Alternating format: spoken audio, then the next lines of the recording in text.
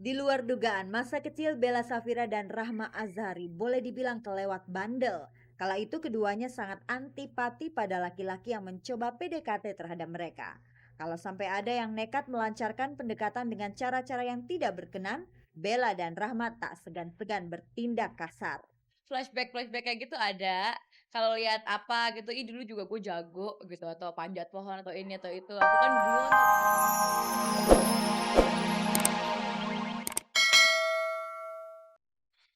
Selamat pagi pemirsa, selamat bergabung kembali dengan Gospot. Saya Cahaya akan menghantarkan gosip-gosip serta berita-berita pilihan dari kalangan selebriti untuk Anda. Tidak ada yang ditambahi, tidak ada yang dikurangi, dan tak ada yang memanas-manasi. Dan seperti biasa pemirsa, ada kuis berhadiah 3 juta rupiah untuk 3 orang pemenang. Kalau Anda mau hadiahnya, jawab pertanyaan kuisnya. Caranya mudah, ketik GS spasi jawaban A atau jawaban B dan kirim via SMS ke nomor 6288. Simak beritanya dan jawab pertanyaan kuisnya di akhir tayangan nanti. Bersama Gospot Anda tidak perlu was-was ketinggalan berita. Inilah sajian segar dari meja redaksi Gospot untuk Anda yang haus akan berita-berita dari dunia selebriti.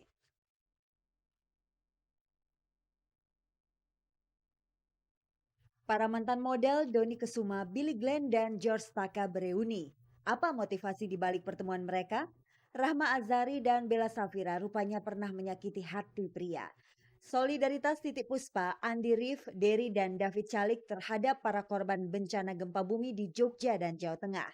Nia Daniati dan Farhad Abbas lebih seret dengan pola pendidikan sekolah internasional. Aji dikabarkan punya gandengan baru, seorang pedangdut sekaligus pesinetron bernama Siska Dewi.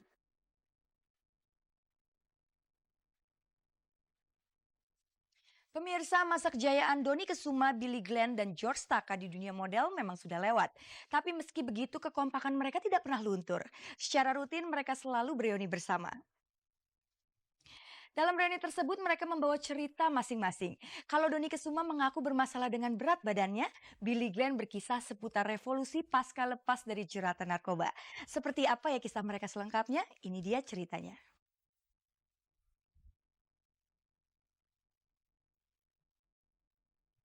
Kiprah Doni Kesuma, Billy Glenn, dan George Taka di dunia modeling memang pernah menanjak.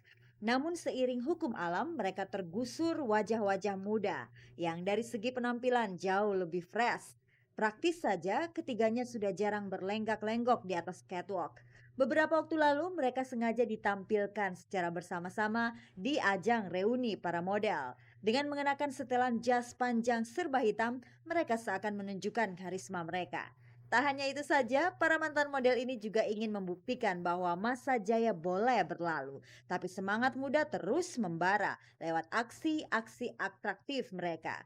Doni memaklumi proses seleksi alam yang telah dialaminya. Ia merasa tubuhnya mulai berlemak. Padahal syarat seorang model mutlak memiliki postur tubuh nyaris sempurna.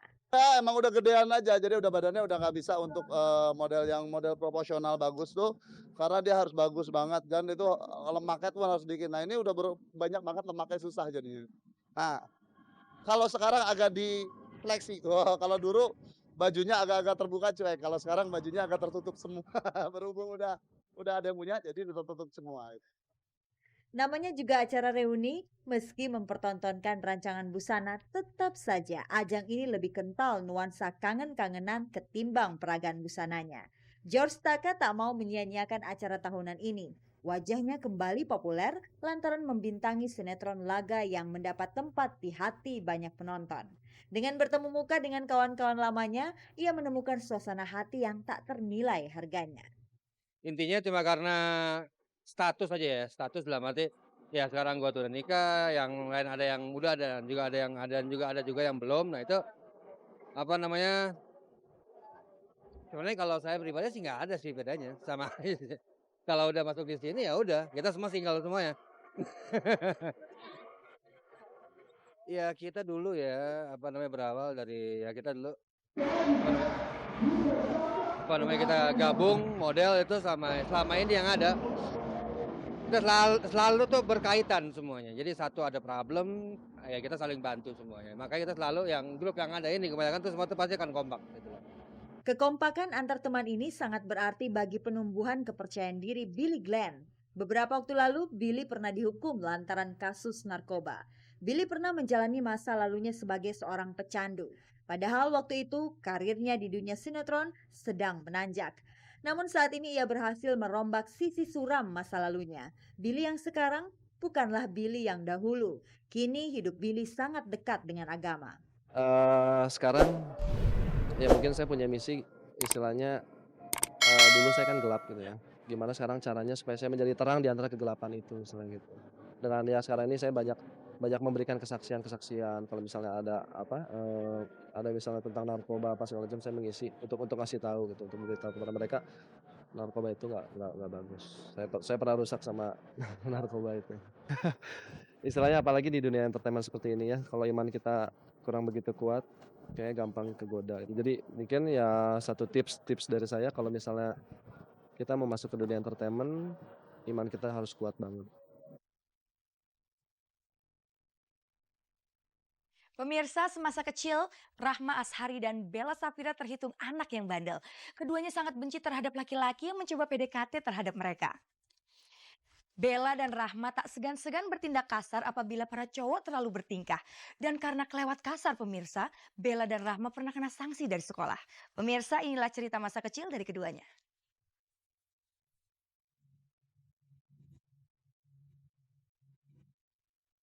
Di luar dugaan, masa kecil Bella Safira dan Rahma Azhari boleh dibilang kelewat bandel. Kala itu keduanya sangat antipati pada laki-laki yang mencoba PDKT terhadap mereka. Kalau sampai ada yang nekat melancarkan pendekatan dengan cara-cara yang tidak berkenan, Bella dan Rahma tak segan-segan bertindak kasar. Flashback kayak gitu ada. Kalau lihat apa gitu, ih dulu juga gue jago gitu atau panjat pohon atau ini atau itu. Aku kan dulu kan tomboy banget.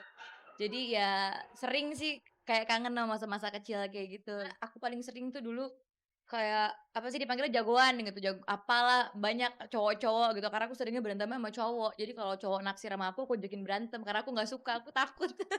Takut ditaksir cowok. SMP masih, di SMP aku masih diskors, masih bener, ada cowok soalnya. Tapi dia keterlaluan juga sih ngeledek, apa sih dulu kan Nora ya kalau seneng sama cewek tuh nama bapaknya dipanggil-panggil. Bener. Jadi Semuanya. dia tuh ngamuk banget, lehernya dia tuh aku tarik pakai gagang payung. Jadi dia keseleo atau gimana aku diskors 3 hari. Dengan perangai bak perempuan bertangan besi itu akibatnya tak sedikit cowok yang memilih berpikir 1000 kali untuk mencuri hati mereka. Tapi bisa juga ada cowok yang malah makin tertantang untuk terus menggoda mereka. Sifat kelaki-lakian Bella dan Rahma terbentuk dari lingkungan mereka. Meski begitu, saat menginjak masa puber, mereka seakan menemukan kodratnya sebagai perempuan. Ya pas udah agak dewasa lah, udah puber ya, udah tahu kalau cowok ada feeling atau ya kitanya juga same feeling lah kayak gitu. Jadi ya jadi malu-malu, jadi nggak pernah berantem lagi, jadi genit.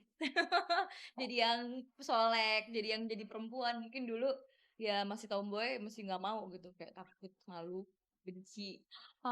Itu sebenarnya kepengaruh abang sih, kepengaruh abang aja. Karena di atasku laki 2, kalau laki itu, lumrah banget mereka berantem dan aku pasti belain abangku, pasti gitu. Jadi kalau sejalan tuh udah ada kubu-kubunya gitu, kubu sini, kubu situ. Waktu pun berlalu, Bella dan Rahmat tumbuh menjadi perempuan dewasa. Mereka pasti tak habis pikir mengapa sewaktu kecil mereka sedemikian bencinya pada laki-laki. Seandainya sifat tersebut masih mereka bawa hingga sekarang, barangkali banyak lelaki yang menaruh dendam pada Rahma dan Bella. Paling sekarang kalau ada sesuatu yang, apa namanya, nggak setuju atau bagaimana, itu biasa dalam pekerjaan tuh kita temukan hal seperti itu dalam hidup kita ribuan kali dan itu biasanya, kalau udah keterlaluan paling ngambek-ngambek dikit gitu, tapi kalau nggak biasanya kita bicarain, "Ah, kamu gimana sih?" Gini-gini, gitu-gitu aja. Pemirsa, banyak kalangan artis yang terketuk hatinya ketika melihat penderitaan para korban gempa bumi di Yogyakarta dan juga Jawa Tengah. Berbagai macam cara mereka ungkapkan untuk menunjukkan rasa peduli mereka. Pemirsa, berikut ini liputan selengkapnya.